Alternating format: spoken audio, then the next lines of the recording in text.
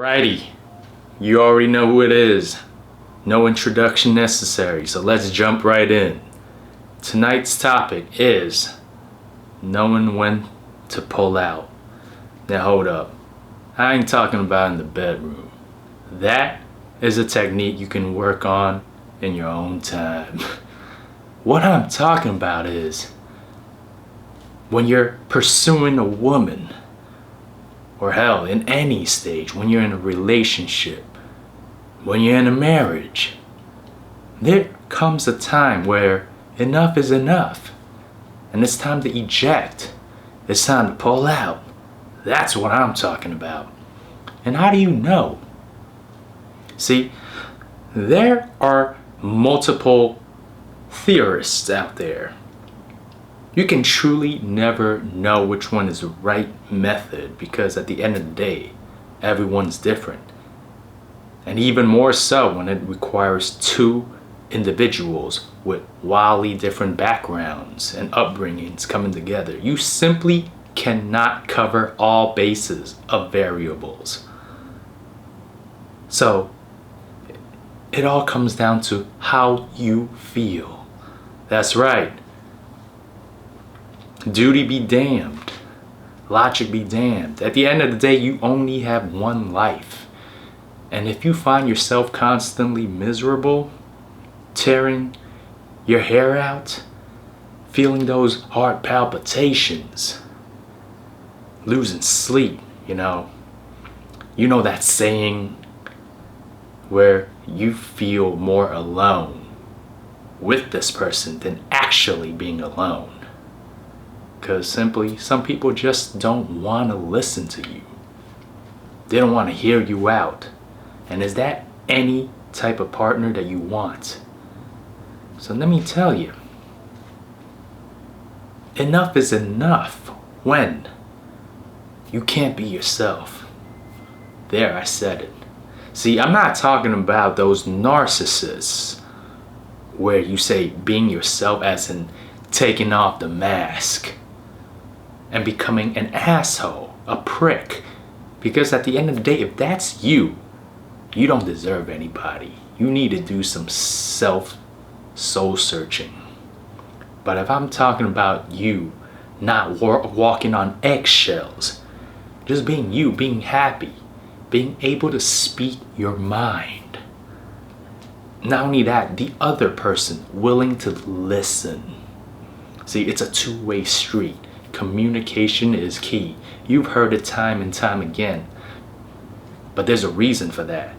Because at the end of the day, us humans are a communicative species. What else do we have other than being able to communicate our thoughts, feelings? So if you find someone who constantly shuts you down, does not want to listen to you when you have valid concerns, shuts you down, gets mad, it's time to go. See, it's one thing to be upset about something, to be angry, but it's how it's resolved. Can you actually sit the person down and talk it through? Now, of course, not everything needs to be sat down and talked through. You have to pick and choose your battles. If it's certain things where it's like, you know what? A few days later, a week later, I'm gonna sleep it off. It's stupid. Forget about it. Then so be it. If it's certain bad habits or traits that you know that you can live with,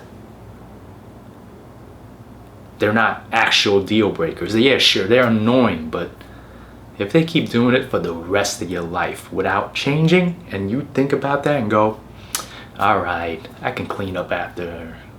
I can do this, I can do that. I can finagle my way, adapt to that drawback. Then yeah, so be it. Because you have to understand, nobody is perfect. Everyone's gonna come with their whole slew of good traits and not so good traits. And this is where you gotta draw the line for yourself, where Some things are bad enough to be deal breakers. Whether it's the obvious ones like infidelity, cheating, maybe even physical abuse, verbal, emotional abuse, anything of that sort. Yeah, you gotta go. Because if it's being a detriment to your mental and physical health, what's the point of being in a relationship? Isn't being in a relationship to add, to enrich your life? You want to find someone who fits your lifestyle. Finding someone who can cooperate with you for the greater good, for your operation, your mission in life.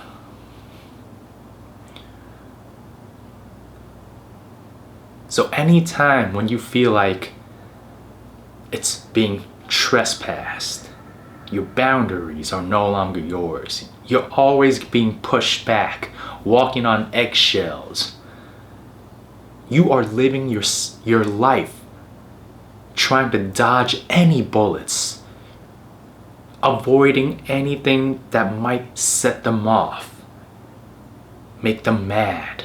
Your life is revolving around them, trying to make them happy. Then you've done goofed. You've messed up. Sure, you want to make your spouse, your girlfriend, happy, but not at your own expense. You gotta be happy giving, doing that kind of stuff.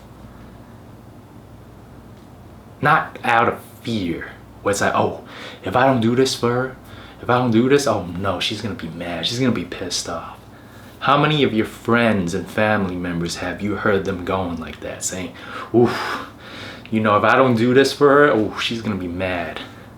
I mean, I've had my fair share of stories that I've heard from people where they go, man, the anniversary's coming up. Oh man, I hate this. Man, her birthday's coming up again. Come on, now I gotta go buy this crap. Valentine's Day too? Ugh, here we go. Find a reservation, I'm gonna be down a few hundred again. Really? Is this somebody you wanna be with if you're feeling that way? Don't you wanna be excited? Don't you wanna be thoughtful? So that's how you know when to eject, when to pull the plug, when to pull out. Because if you cannot be comfortable in your own skin around them, not only that, you cannot have a communication channel open with them. I mean, if you've been in toxic relationships like I have, you know.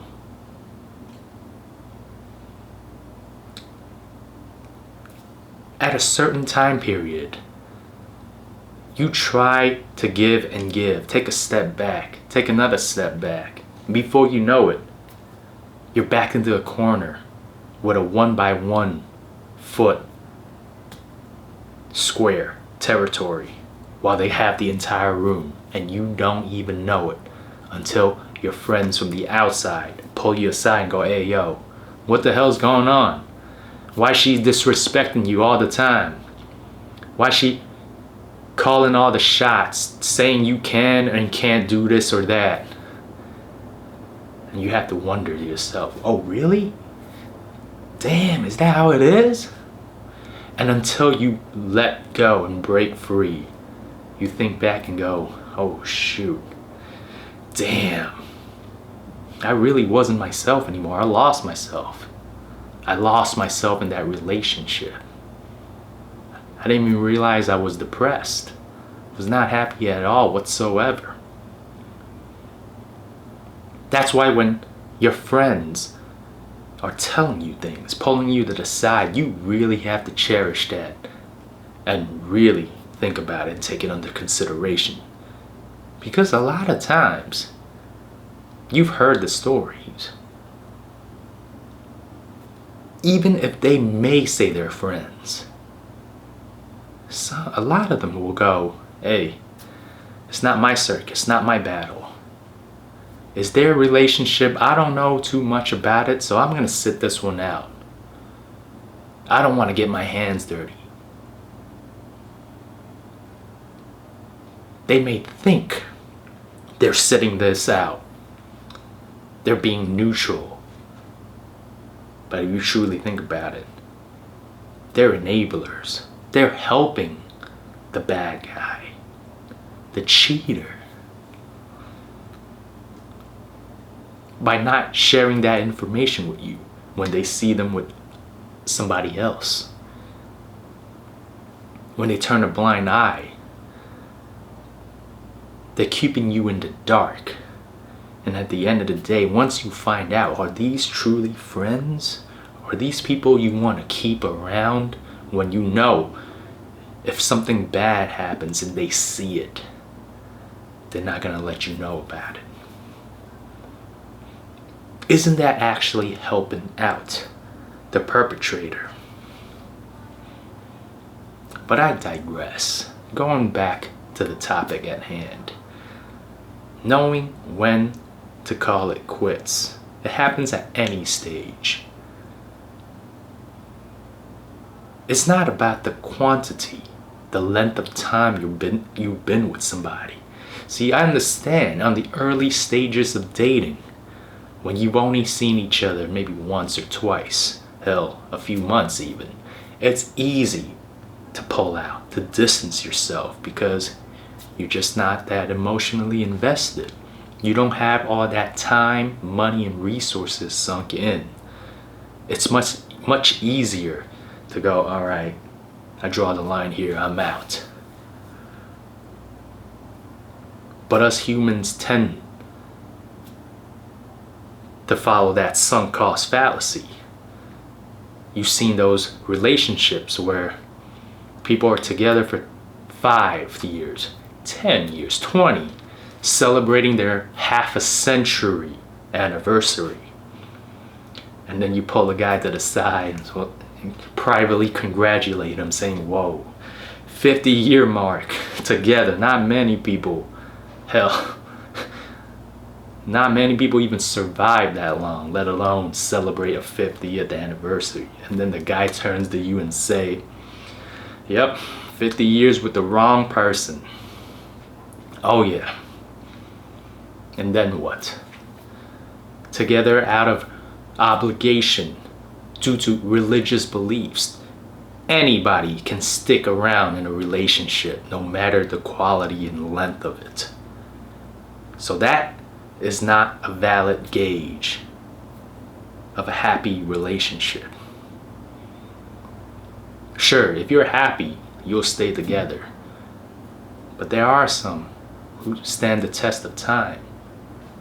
But the relationship has deteriorated to the point where they are strangers living under the same roof. I mean, I've certainly seen that within my close circles. It's not a pretty sight. Because these people are left alone, in essence. They don't talk to them. They don't sleep in the same room. You see that and you go, damn, really?